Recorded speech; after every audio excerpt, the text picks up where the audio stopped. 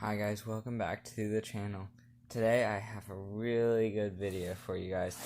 I have the Emax Tiny Hawk 2 ready to fly kit. So it comes in this really nice case, which is pretty beaten up because I wanted an honest review. So I've been using it for about 2 weeks and beat the crap out of it. I wanted to really see what I could do with it. So yeah, it has this really nice strap. And then has the Emax logo here. Beat up the side a little bit, but yeah, like the red accents. But it's a nice case. So here is the inside. It comes with the controller, the headset, 2 antennas, drone itself, a 1S battery, and a 2S battery. Some accessories, cable, the battery for the headset, mine's really beat up, I'll talk about that later, and the charger for the batteries. So it also comes with a couple other stuff like extra props and things, but I didn't put those in here, and I used most of them anyway, because to be completely honest, these come off really easily, so I tried gluing them on. It helps a lot, but you can tell by like all of the green stain from grass and stuff, I've really abused this thing a lot. So looking at the Tiny Hawk itself, it's really small. It's smaller than my hand, and I have a pretty small hand. It's like 50 grams with battery. It has this really nice wide angle camera, so it picks up a lot of light. You have USB right here. That is for beta flight. You have rubber bands for your 1S and 2S, your connector, and then if you look right in there, you can see the bind button. This is like a firmware button, and then there's another button right over there. So I'm not sure what that third one does, but yeah. These are soldered on, which is really nice. So you never really lose connection. But if you ever do break one, there is these connectors, or if you know how to solder, you can solder them on. So it's really nice for beginners. You can do whatever you need to. Looking at the controller, I put one of the stickers on, which also comes with 4 stickers, 2 small ones and 2 big ones. It has a couple buttons up here, which we have, on this side we have beginner, intermediate, and hard. But I actually went into beta flight and turned this one, the intermediate, into a crash after flip button or turtle mode. So I don't have that because I don't really like it. It wasn't very good.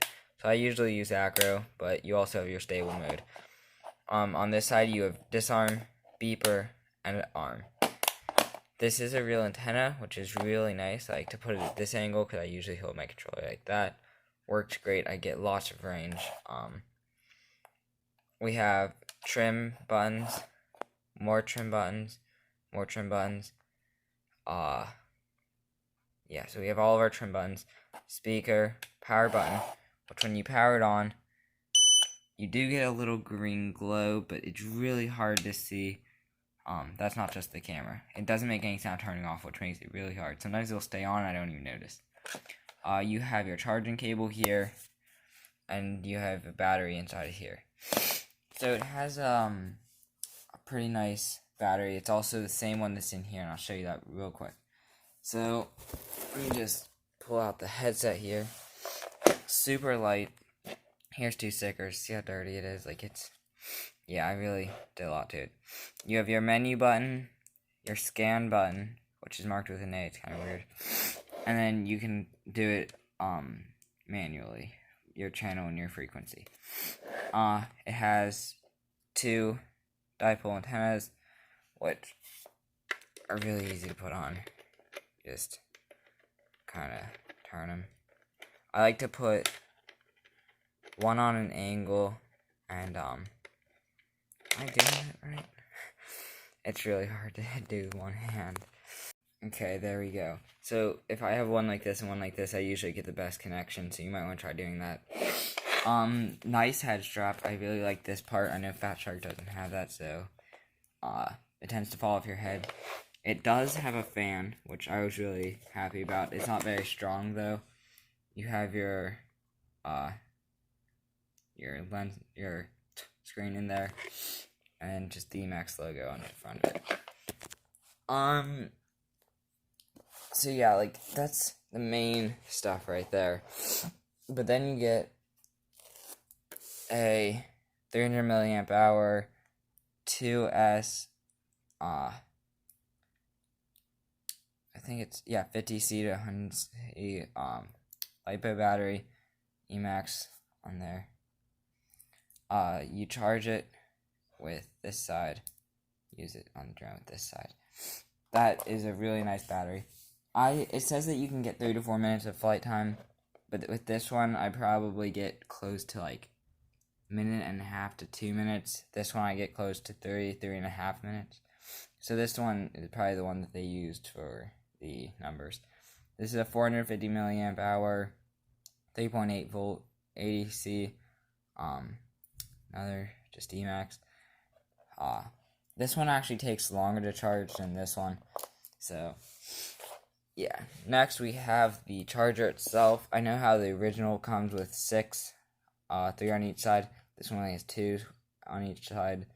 You can change between LiPo and high volt. I usually keep it in high volt, one in high volt, maybe one LiPo.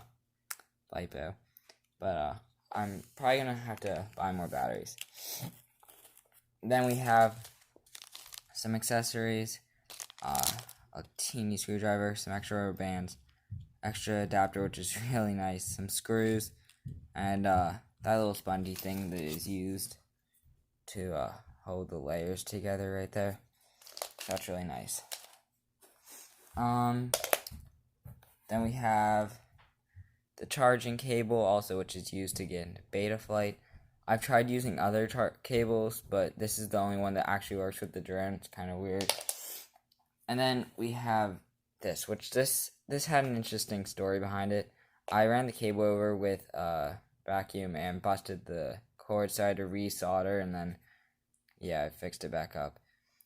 To be honest, this foam is really weak, and I have to keep on fixing it. It always bends and tears and stuff, and it's really annoying to work with. The drone doesn't really stay in here. Like, if I do this and then carry it somewhere, it'll usually be on the other side and getting all scraped up. The drone itself is super durable, though. You can see there, this thing has ran into a road so many times doing flips, it's unbelievable. It has this awesome adjustable camera, which helps. It has the Front Cam Nano 2, which is nice. So if I were to do an honest review on this, it's pretty good. I think the best thing about this whole thing is the drone. It cost $200. I got it for $180, but for $200 you get all this stuff, and the drone itself is $120, and this is $60. So you're already at $180. So, and then $10 battery here, $5 battery here. That's $15. We're at $195. $20 controller. We're already over the $200 mark. Plus this, which that comes with the normal one too. Battery and cable. So you get this and this extra, and those together get you close to $200. So it's actually a really nice deal. I just wish that these cables were a bit thicker. They're just too thin, and the battery life kind of stinks, and then these props come off really easily. So yeah. One more thing is it has brushless motors, which is really nice. It's kind of hard for indoor flying. This was my first brushless drone, so it kind of took a lot of getting used to. It's just a 16,000 kV motor. Yeah, there's not much to it.